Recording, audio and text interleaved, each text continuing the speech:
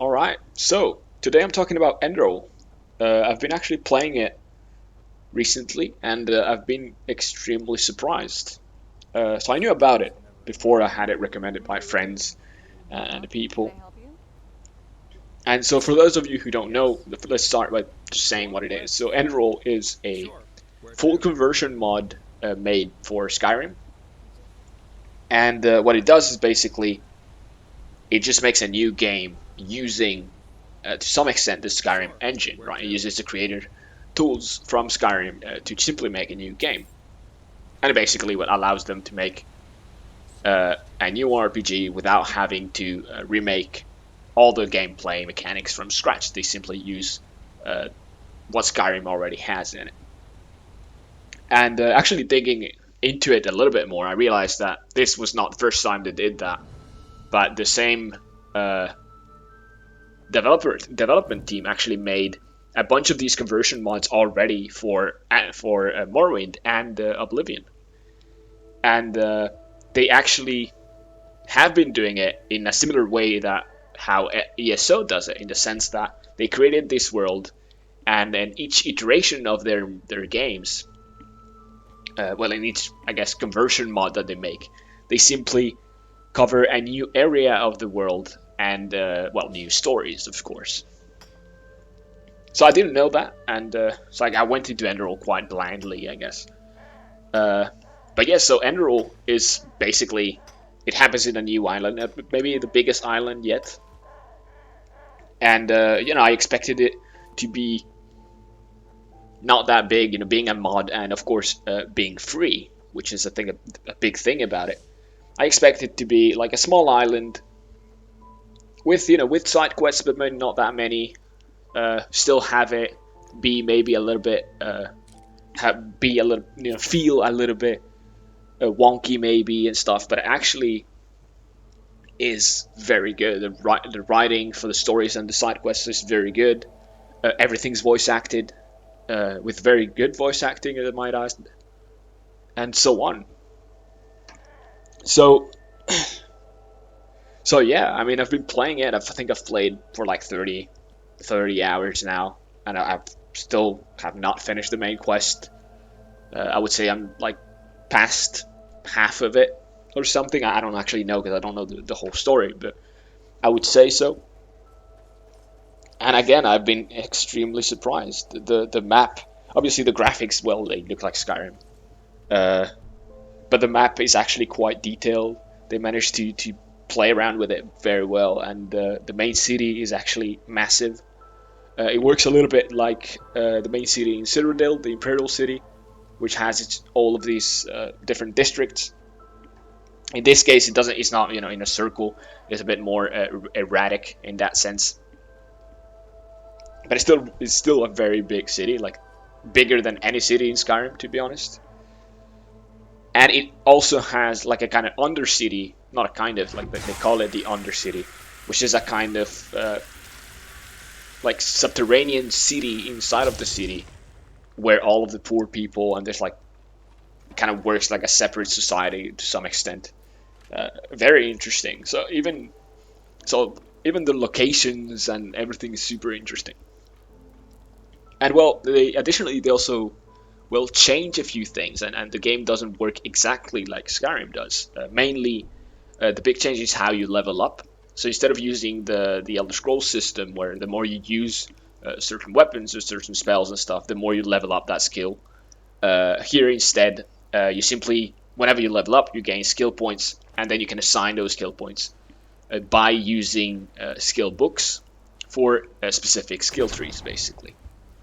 And additionally to that, instead of having the skill trees, like you do in Skyrim, which is like kind of a UI, you have a kind of meditation spell that takes you to a place where you are surrounded by stones, and each of those stones represents a skill tree, and then you spell those skill points in the skill tree, and it not only gives you passives like Skyrim would, but it also gives you some active spells that allow you to active spells, which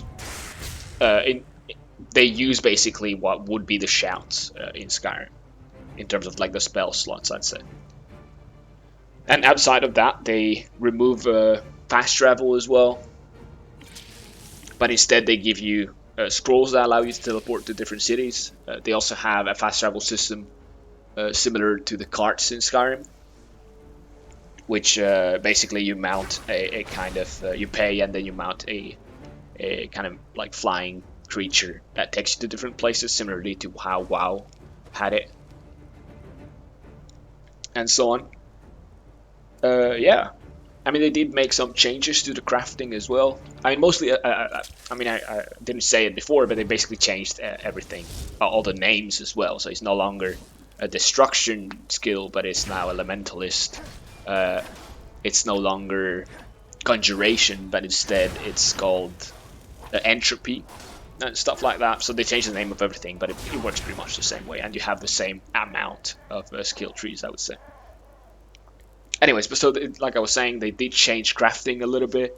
So now you need recipes as well, and some additional crafting items like spare parts or nails and other things. Outside of that, it didn't change too much. Like there is enchanting as well, but the enchanting works the exact same way as it does in Skyrim. They revamped a little bit how being a werewolf works. There is an extra thing as well, an extra crafting thing which allow you to craft talismans and use the power of like souls that you can steal from people for your own advantage and stuff, which is a bit weird but interesting. I haven't actually touched it, so I can't really talk too much about it. But yeah, it's really, like, of course, the story is actually quite good, which is a big thing. And then they made something quite interesting, which is that in these type of games, a big part of it, a big part of the enjoyment is somewhat is quite influenced by how much you know about the game, about not the game but the world and the lore of it, right? A lot of the times, you know, characters will talk to you about other people, they talk to you about events that happened in the past and so on. And if you don't know anything about it, you'll tend to feel a little bit lost and maybe overwhelmed. And something they do in this game, which I really like, is that in the dialogue options, sometimes you have like a knowledge, something that is indicated as knowledge. And when you select that option, you know, it will basically tell you lore about the world, and then you'll be rewarded with like a little point. You'll say, oh, you acquired X amount of knowledge. And when you reach certain milestones, right, you acquire 10 knowledge points and so on, you get rewarded and you get better. I think the first one is basically you get one more skill point, one more skill level to all of your skills, to everything basically. So I really like this idea of rewarding the player for getting to know the game, getting to know the lore of the world, which really enhances the overall experience, right? A lot of people, so even if you're not necessarily interested, you might do it passively, simply to gain that extra reward, and that makes you somewhat aware of the world, and it allows you to simply enjoy the game a lot more, basically, which I thought it was a very clever way to do it.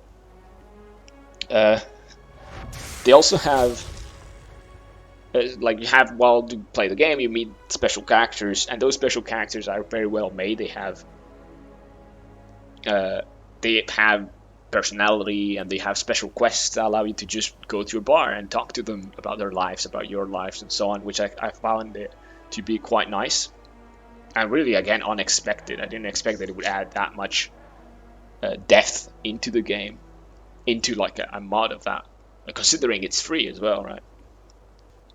And they also have some new system that they added to it. Like, they added a banking system where there's a bank in the main city arc where you can actually deposit your money, and you can deposit items to start without, you know, safely stored. But not only that, but you also get interest on the gold that you leave there, right? On the gold coins that you leave there, which is, I thought it was quite nice and unexpected again.